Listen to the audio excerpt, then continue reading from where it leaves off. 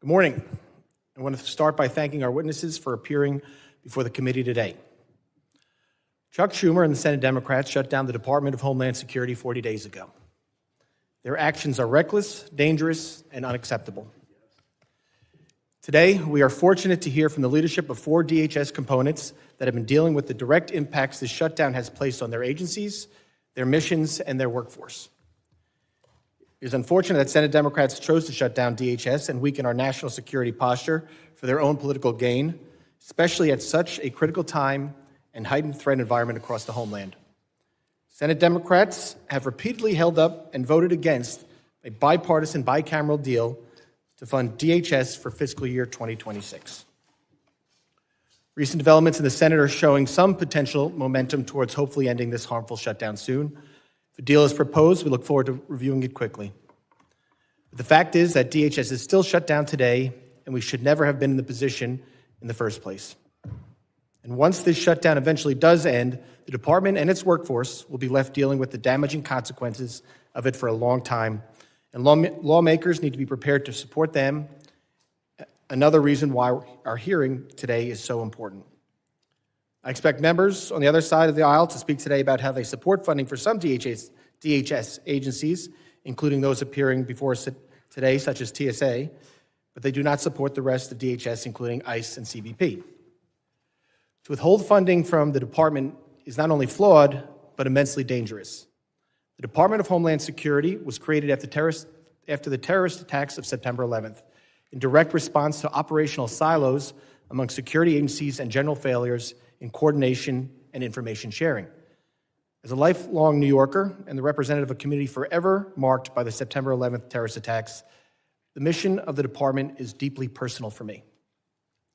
25 years later, its purpose is essential as ever. Putting the fragmented pieces together under a single entity was the primary objective in creating the Department of Homeland Security.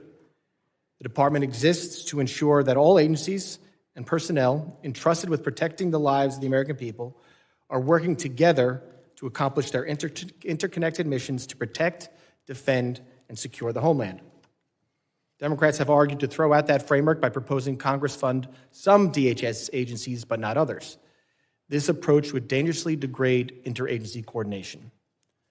Responding to threats, protecting the American people, and preparing the country for future events requires the coordinated efforts of dozens of DHS agencies and hundreds of thousands of dedicated individuals all working together to accomplish the department's no-fail mission. The shutdown has caused massive disruptions across our airports and travel system nationwide, weakened our nation's cybersecurity posture, and left states unsupported. With less than 100 days until the start of major events across the United States, such as FIFA World Cup, Sail 250, and America 250, we cannot afford to let DHS go unfunded and unsupported. TSA security officers, CISA cyber defenders, civilian Coast Guard personnel, and FEMA emergency management professionals, while deemed essential, are going unpaid. The Trump administration has been able to pay military and law enforcement personnel, but this is not a long-term solution. We must focus on funding the DHS workforce. These are public servants who care about the department's mission. These men and women keep our nation safe every day. We need the best and the brightest to defend the United States from sophisticated adversaries and dynamic threats.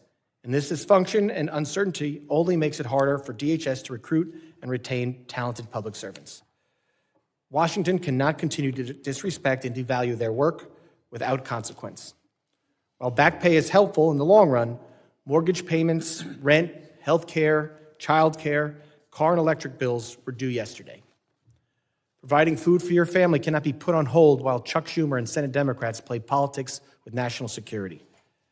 I'm extremely concerned about the long-term impacts that this shutdown will have and already has had, compounded by the lingering impacts of the 43-day shutdown that DHS experienced last fall on the recruitment and retention of DHS personnel.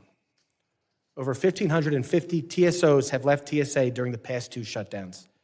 It takes 4 to 6 months to onboard and train a new TSO. With the FIFA World Cup across 11 U.S. cities starting June 11th, millions of international fans are expected to travel through our nation's airports. This presents a dire situation both in terms of efficiency and security, and it only gets worse with each passing day. In the last several weeks, we have seen acts of violence across the country from Austin, Texas, to West Bloomfield, Michigan, and ISIS-inspired attacks at Old Dominion University and in New York City, reminding us of the persistent threat of terrorism we face and why a fully funded and functional DHS is so critical. New leadership at the department, with Secretary Mark Wayne Mullen, presents an opportunity to make improvements across the board and move forward together. This shutdown is not a game, and frankly, I'm tired of it being treated like one. The stakes are too high. We owe it to the American people to stop the political games, to fund DHS, and to get back to regular order.